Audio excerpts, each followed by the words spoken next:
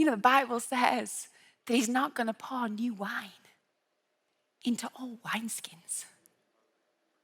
You want some new wine? You just smash some jars. The second woman in Luke 7, she had to go on a journey. She heard Jesus was in town. She'd heard about him. She didn't feel she deserved to meet him. She knew who she was. She knew the life she'd led. She was frightened to take any steps near a building where anyone would profess to be religious, because she knew when she got near, she would not be welcomed. In fact, she would be judged and humiliated. And maybe that's what's happened to you. Maybe you've stayed away. Maybe you've held back. Maybe you felt, I can't step into the things of God. I can't climb higher because you don't know what I've done. And maybe when she looked at the jar on her shelf, it reminded her of all the ways that she'd wasted her life on men that had promised her one thing and then never gave her what they said they would give her.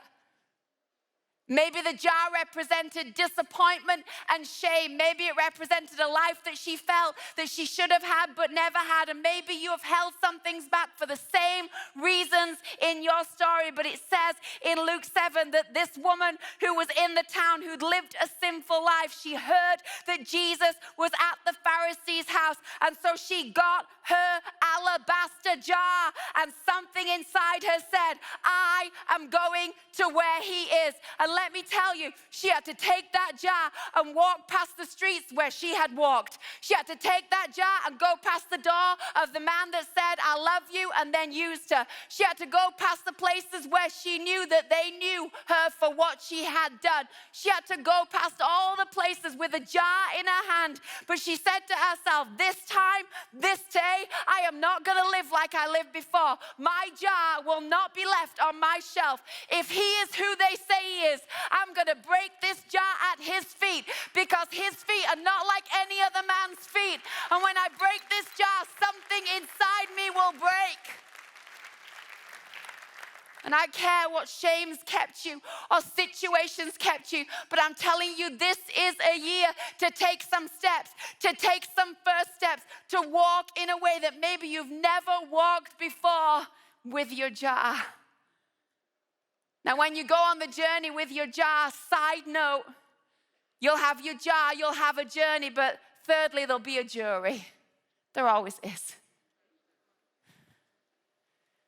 And so when Mary carries a jar to Jesus and begins to break her jar, guess who speaks up? Judas. Judas goes, why, hello, wasn't this oil sold and money given to the poor? It would have easily brought 300 silver pieces. He said this not because he cared 2 cents about the poor, but because he was a thief. And he was in charge of their common funds and also embezzled them. Hello, when you break your jar, the jury will show up, because your generosity will reveal some people's lack of generosity. Your integrity, your truth, your freedom will make some people uncomfortable. That's the thing about steps. Sometimes when you take them, you don't understand that some people are going to feel stepped on. So Judas, all of a sudden, at the sign of extravagance, begins to get extra. Because the enemy does not want what is in that jar to come out in the year ahead. He does not want that marriage to have a different aroma. He does not want the peace to be in your house. He does not want prosperity in your life. He does not want freedom in those areas. He wants it to stay in the jar, so the jury gets real vocal. Why are you going to church? Why are you giving them your money? Why are you turning up at First Conference? What are you doing around all those people? What's wrong with you? Come back down. Get lower. Don't you know that's where it's going on? I don't want to be part of what's going on lower. I don't want to hold back because you're going to be exposed. I'm sorry if my freedom is revealing inside of you a control issue. I'm sorry if my trust is revealing inside of you a mistrust. I'm sorry if my generosity is revealing inside of you a stinginess. I'm sorry, but I can't anymore keep it in the jar because I'm frightened of a Judas. Or for this woman, she was frightened of the Pharisees or those that said, Jesus, if you only knew. Church, every campus, those online, so many of you have run away, stayed away, because you feel to yourself, the voice will be loud that says, if you only knew. Jesus is like, I know. Come. Because here's the thing. When you get past the jury, you get to Jesus. And when you get to Jesus and you break your jar, Jesus begins to speak. And he says, do you not see? Do you not see this woman?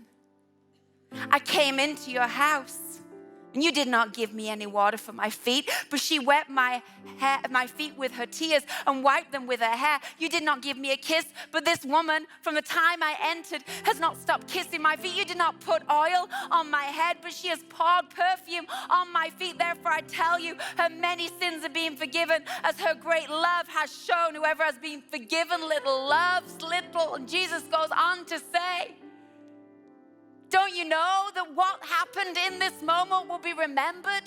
Will be talked about? We're talking about it now in 2022, but we would not be talking about it if the jar was still on the shelf.